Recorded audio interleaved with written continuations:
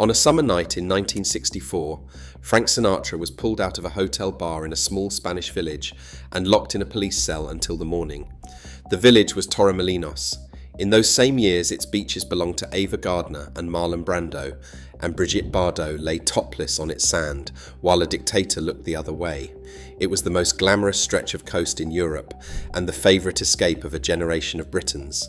Today, the people who remember all of that will tell you to go somewhere else. Torremolinos was not wrecked by failure, it was wrecked by success, by working so perfectly, so completely, that it manufactured the machine that would bury it. In the space of a few short years, this one town taught an entire country how to turn sunshine into money, and then watch that lesson pave over everything worth the money in the first place. Start with the hotel, because the hotel is where the glamour begins. On the 31st of May, 1959, a five-star hotel opened its doors on the sand at Torremolinos.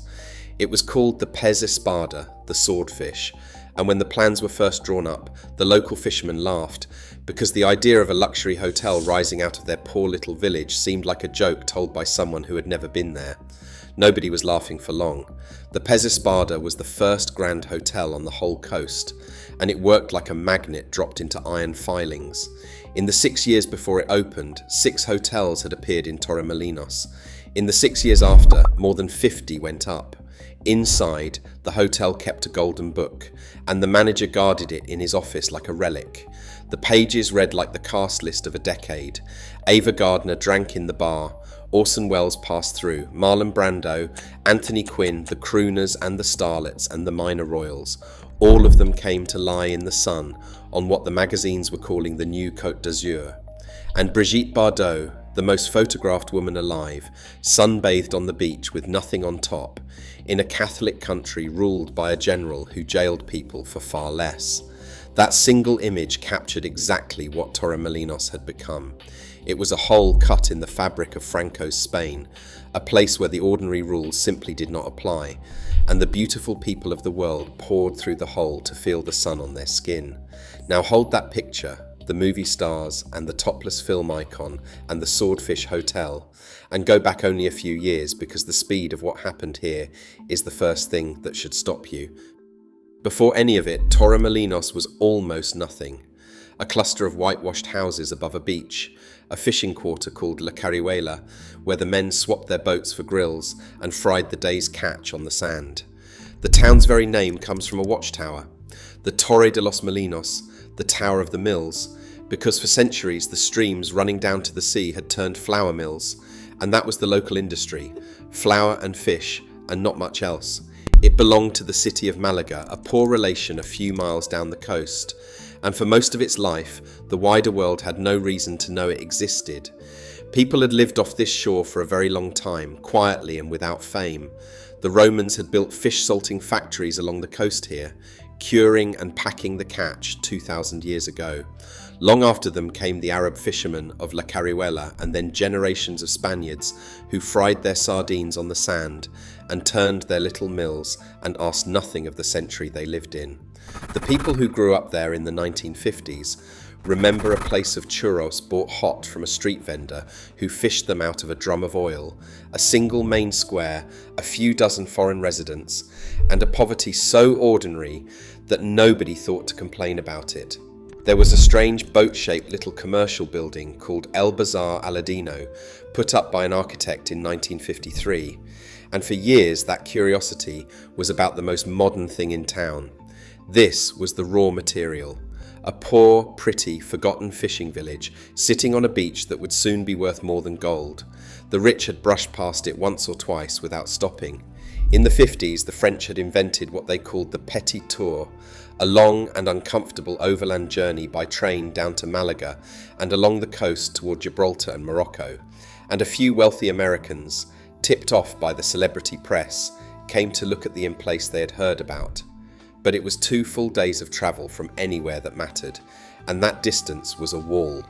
As long as the only way in was a slow train, Torremolinos would stay a rumour. There had been one dreamer. Back in 1932, a woman named Carlota Alessandri bought land west of the village and announced that she was going to build a Spanish Riviera to rival the French one. Then the Spanish Civil War arrived and buried the idea under 3 years of blood. After that came a world war, and a long grey stretch of hunger and isolation as Franco's Spain sat locked out of the new Europe, too compromised to be welcomed anywhere.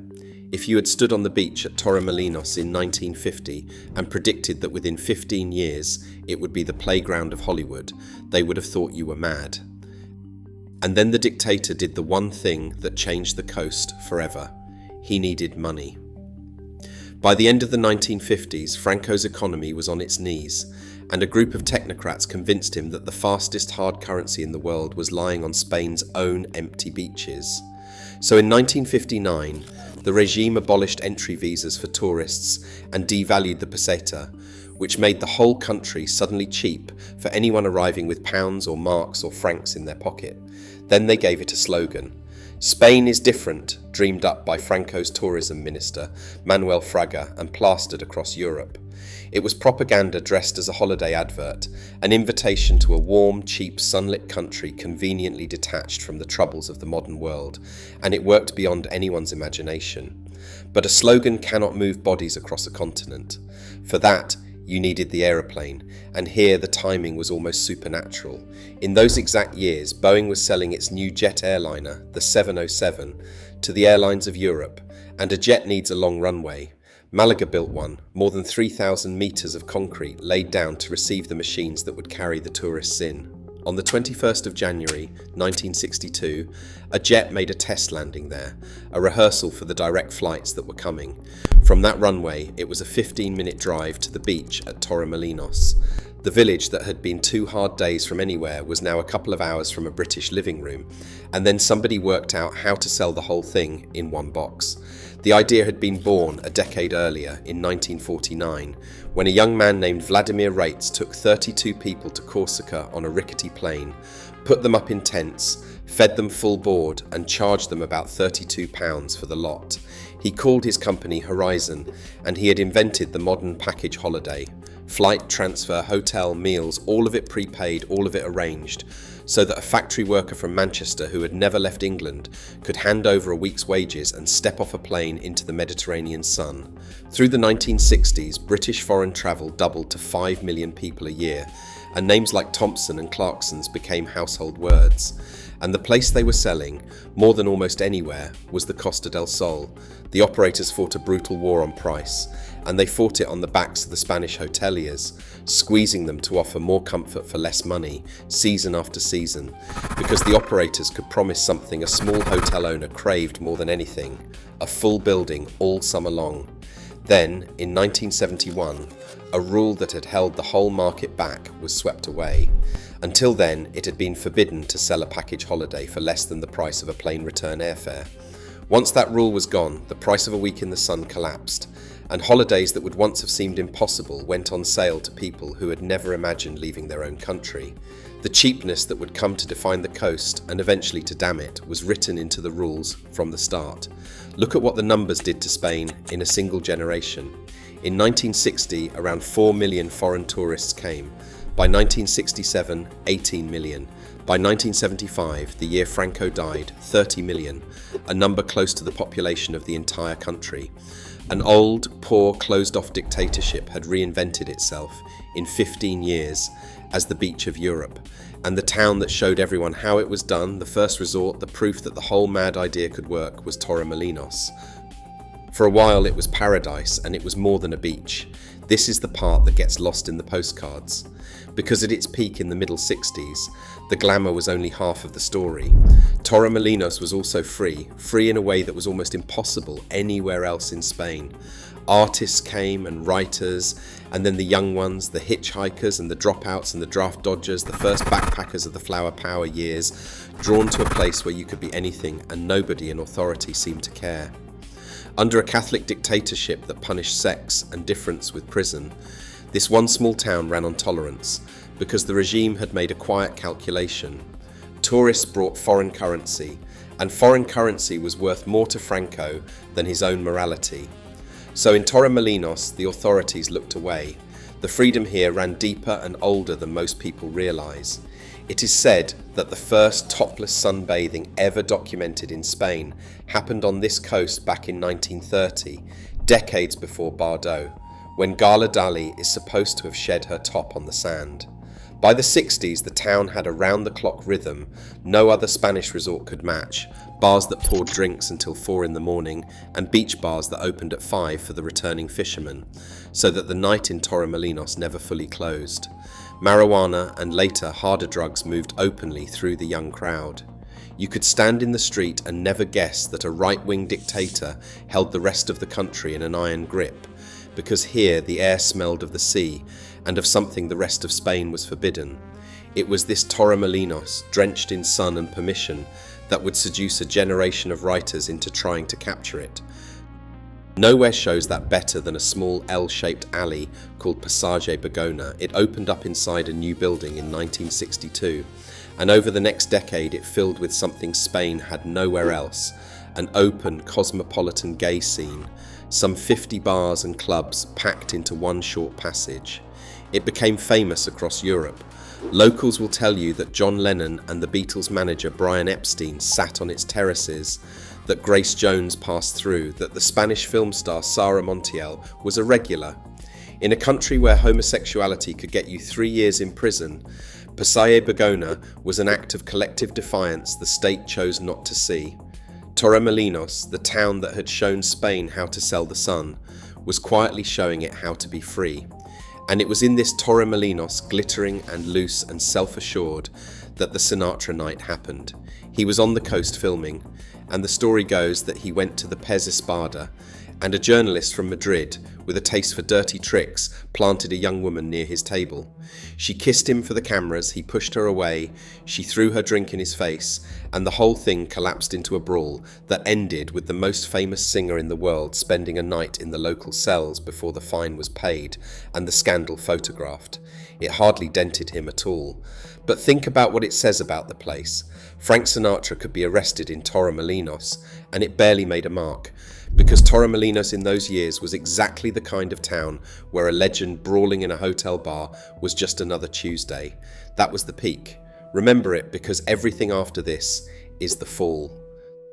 The trouble with a paradise that prints money is that everybody wants a piece of it, and there is only so much beach. By the middle of the 1960s, the demand crashing into Torremolinos was overwhelming.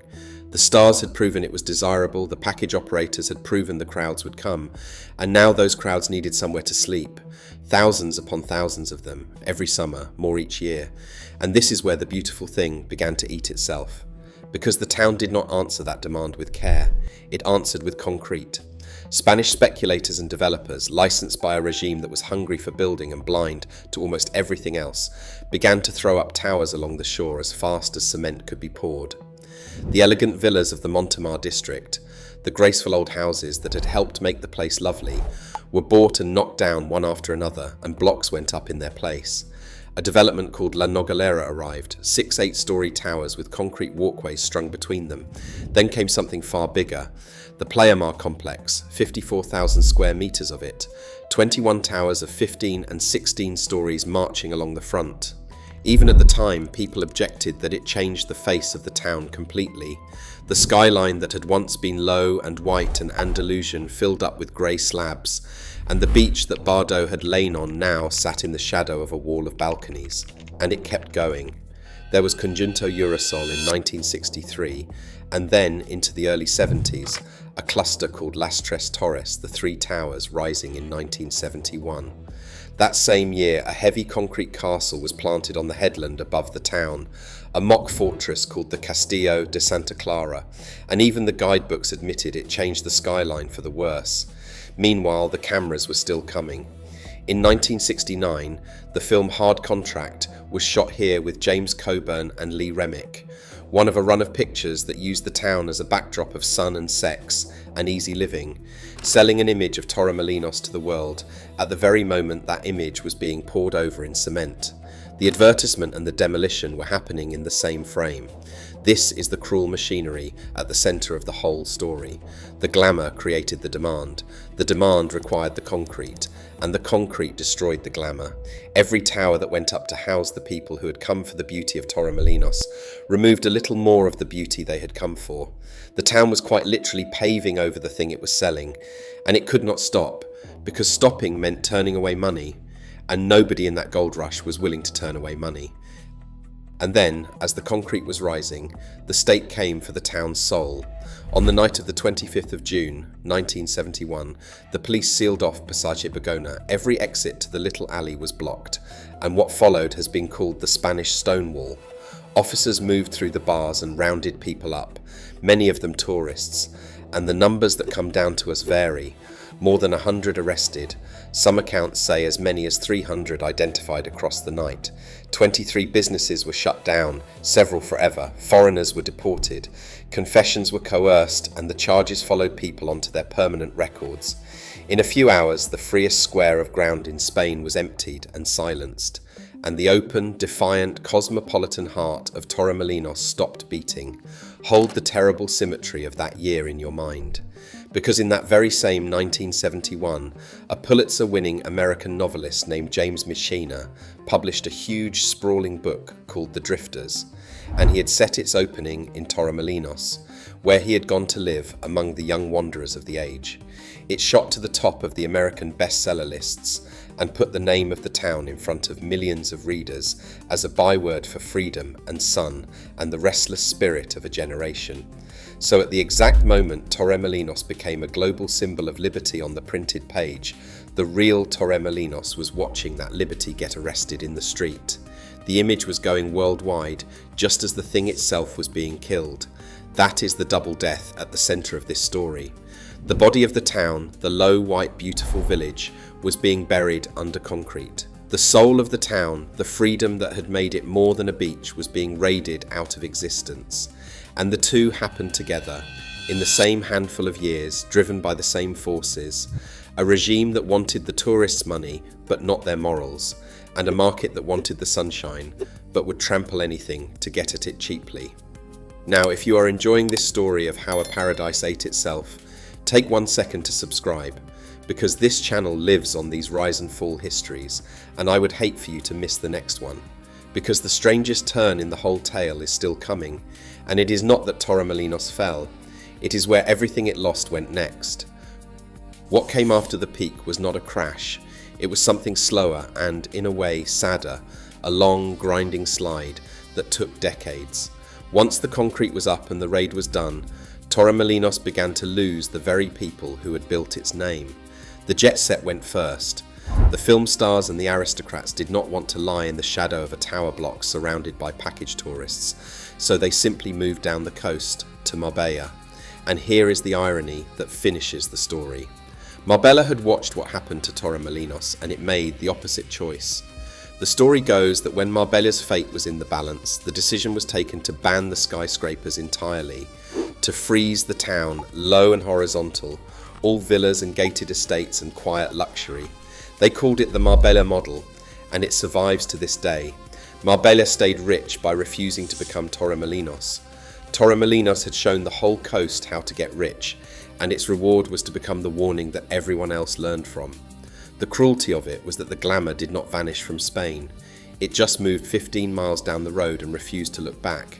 Marbella went on collecting famous names for decades, an annual playground for the likes of Sean Connery, who kept coming to the coast until the late 1990s, and for a rolling cast of actors and singers who bought villas in the hills. The film stars still wanted the Costa del Sol. They simply no longer wanted the town that had invented it. Torremolinos got the coaches and the all-inclusive wristbands. Marbella got the yachts. Same sunshine, same sea, a short drive apart, and a gulf of reputation between them that has never closed. The rich left, and then the fashionable young left too, drifting off to Ibiza and Mallorca, where the parties felt newer and the concrete was somebody else's mistake, and the crowd that stayed and the crowd that kept coming changed the flavour of the place entirely. Through the 1970s and 80s, the reputation curdled. What had once been caviar and champagne became, in the phrase of the time, burgers and beer. The town filled with cheap, all-inclusive hotels, selling a week of sun and lager to people who never needed to leave the resort, and the old cosmopolitan glamour drained away. When the oil crisis of the mid-70s drove up the price of flying, some of the grand hotels struggled, and even the Pez Espada, the swordfish that had started it all, was forced to close for a time. It reopened, but it lost its 5th star, and it never got the magic back. Even the machine that had fed the town could break. That same oil shock helped bring down one of the giants of the British holiday trade. On the 15th of August 1974, a company called Coastline, which by then owned the two great pioneers Clarksons and Horizon, collapsed into bankruptcy. It was the most spectacular failure the package industry had ever seen. Close to 49,000 British holidaymakers were stranded overseas with no way home, and around 100,000 more had paid for holidays that would now never happen. The dream of the cheap fortnight in the sun, the very dream that had built Torremolinos, had grown so fast and cut its prices so hard that it fell over in a single afternoon, leaving tens of thousands of sunburnt families sitting in Spanish hotels, wondering how they would ever get back to Britain. The British press found a new nickname for the whole coast, the Costa del Sol. Because Spain and Britain had no extradition treaty for years, and so a certain kind of English criminal, the conman and the armed robber and the fraudster on the run, discovered he could flee to the Costa del Sol and live openly in the sun, spending stolen money in the bars, untouchable. The strip that had been synonymous with movie stars was now, in the tabloid imagination, synonymous with fugitives and sunburn and brawling stag parties. By the time travel writers were describing Torremolinos in the 2000s, the kindest of them called the very approach to the town a depressing business. Somewhere along the way, it had earned the ugliest title on the coast. People began to call it quite openly the armpit of the Costa del Sol. Think about the distance travelled. In 1964, Frank Sinatra was drinking in its most glamorous hotel. 40 years later, it was a punchline, and the fall was not caused by any single villain. There was no war, no earthquake, no closing of the factory that the town depended on. Torremolinos was undone by the ordinary, unstoppable logic of its own boom, by too many people wanting the same beautiful thing until the wanting destroyed it. So walk through what is left today, because the aftermath is where the honesty of this story lives. In 1988, after 10 years of political fighting and a general strike, Torremolinos finally broke away from Malaga and became a town in its own right, master of its own decisions at last. Its first mayor set about trying to undo the damage, planting trees, opening up public spaces, starting an open-air beach cinema, the first in Spain, and even an annual opera season, a strange and touching attempt to reach back toward the culture the town had thrown away. The effort never really stopped. In recent years, the town has painted a whole route of giant murals across its walls, a deliberate campaign to recover its own history in colour, telling the story of the fishing village and the jet set and the golden years to the very tourists walking over the top of them. It became, in 2024, the first town on the coast to close, part of its old centre, to traffic and clean the air. There is something moving and a little desperate in all of it, a place that paved over its charm, now trying to paint the memory of that charm back onto the concrete. Down in La Carihuela, the old fishing quarter still stands, whitewashed and narrow, and the grills still smoke with sardines skewered on canes, the way they were before any of this began. One novelist put it perfectly, that Torremolinos had been a quintessentially Spanish place that turned, in a single generation, into a multilingual tourist resort, and that the change in the town was really the change in Spain itself, written small and by the sea. The Pez Espada still trades on the front, older now, its golden years behind glass. And Passaye Begona, the alley the police sealed off that night, has come back to life. In 2019, it reclaimed its original name, and the regional government declared it a place of historical memory, a cradle of freedom, and twinned it with the Stonewall Inn in New York. Torremolinos now hosts one of the largest pride festivals in Spain, on the very ground where its freedom was once crushed. And here is the truth that the title of this video is playing with, because it deserves to be said plainly. It is not true that nobody visits Torremolinos anymore. More than 4 million tourists came in a single recent year, and the numbers were rising, not falling. The town's population has just passed 70,000, swollen with expatriates and new arrivals from all over the world. Across the whole of Spain, the machine that Torremolinos switched on in 1959 now pulls in close to 100 million foreign visitors a year, more than any of the technocrats who abolished those visas could ever have dreamed. And the single biggest group of them, still, after all these decades, is the British. The place is not empty, the place is packed. But look closely at what nobody comes for anymore, because that is where the loss actually sits. Nobody comes to Torremolinos now for the reasons Sinatra came, or Bardot, or the wandering young dreamers of Michener's novel. Nobody comes for the low white village because the village is under the towers. Nobody comes for the exclusive glamour because the glamour moved to Marbella and never came back. Nobody comes for the fragile, defiant freedom of Passage Bergona in its first years, because that particular magic belonged to a specific moment that a police raid ended. What comes now is a different thing built on the grave of the old one, and for the generation who saw the town when it was the most desirable address in Europe, that difference is unbearable, which is exactly why they will tell you to go somewhere else. The crowds are proof the boom never really stopped. They are also proof of what the boom cost. So think back one last time to that summer night in 1964, and Frank Sinatra sitting in a cell in a town that was, at that exact moment, the most glamorous and the most free place on the coast of Europe. Everything that made that night possible, the beauty, the tolerance, the sense that here the rules bent and the sun forgave everything, was already carrying the thing that would destroy it. The fame drew the crowds. The crowds demanded the concrete. The concrete buried the beauty. The glamour fled to a quieter town. And the freedom was arrested in an alley on a June night 7 years later. Torremolinos got everything it wanted. It became the most successful resort in Spain, the place that taught a whole country how to live off the sun. And that success is precisely what it did not survive. If you found this one worth your time, YouTube reckons you will like the video now showing on your screen, so go ahead and let it play.